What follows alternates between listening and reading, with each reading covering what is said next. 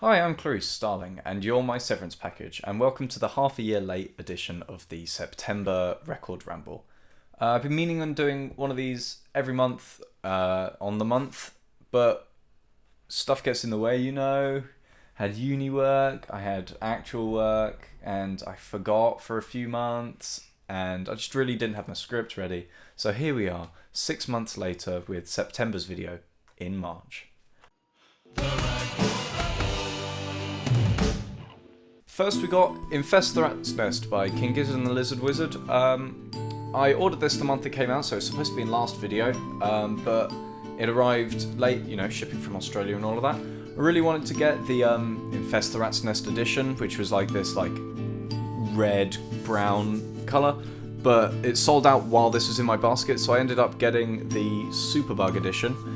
It's the Gizzard's second album of 2019, their first foray into thrash metal and environmentalist, well, second foray into environmentalism. So it came in these lovely card sleeves, recyclable and all.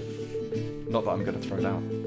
Also with that order came the new Pipe album, Inside Outside. I didn't get this as soon as it came out. I waited a bit until I knew I'd be ordering Gizzard. This is the Jam Donut edition. It's very sort of like sody pop rock with like lots of odd synthy instrumentation, really odd songs about mundanity and the inside and the outside. I realised that I buy a lot of Mount Eerie and Microphones albums but don't actually give any of that money to Phil himself, so I thought I'd do a big job lot order of records from PW Elverum and Son website directly. First I got the repressing of Dawn on a white vinyl with the new cover where it's got the old journal entries on a poster and the lyrics all on the front cover. This is really lovely stripped back acoustic folk music that he wrote while he was in Norway and then brought back with him and then years later released as this album. So you can find loads of these songs on earlier albums like Lost Wisdom and the live albums.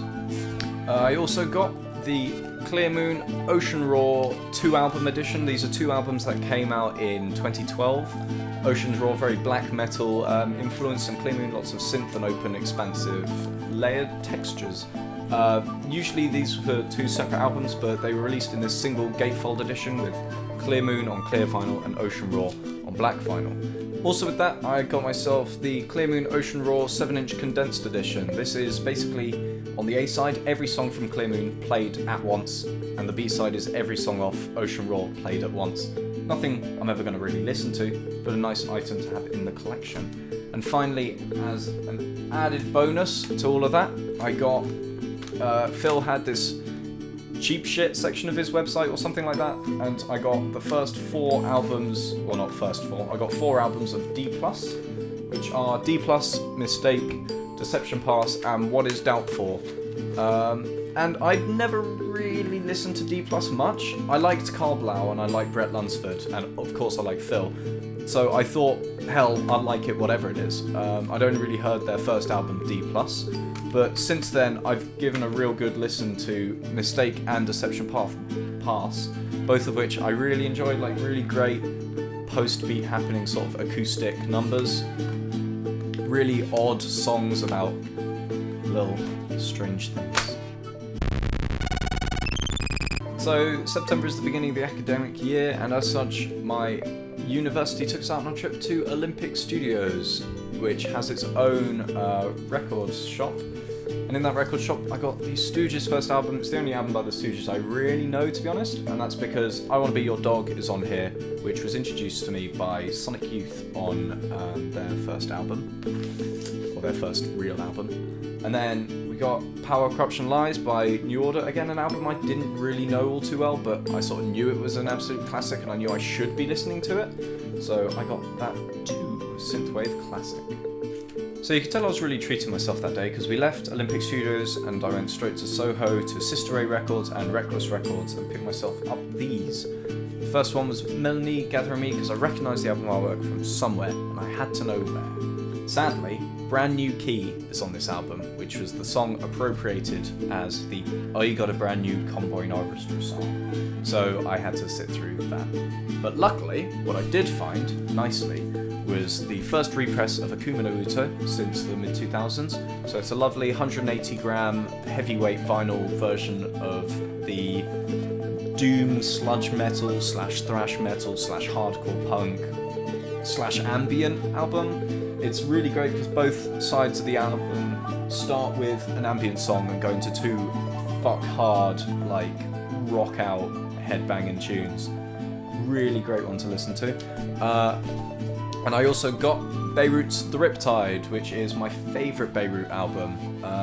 It's the only one I own on vinyl, actually. But it's got such great songs as East Harlem, Santa Fe, Port of Call, all absolute favourites. So, thank you very much for watching, everyone. This has been the very belated September edition of the Record Ramble. Join us again in hopefully a week or two's time when I'm catching up on October and November. If you want to listen to any of the albums that I've put on this video, then I've made a Spotify playlist which you can catch by scanning this image here or looking in the description below, and that's one song from every album compiled. I can't help but notice, but not many of you are following me on Instagram. So if you want to drop me a follow, CSSP Music on Instagram, and hopefully I'll be making a Twitter soon. Thank you very much for watching. I've been Clarise Starling. I think that's a good outro. Yeah, that's great. Hey, thank you for watching, guys. I hope you like and subscribe.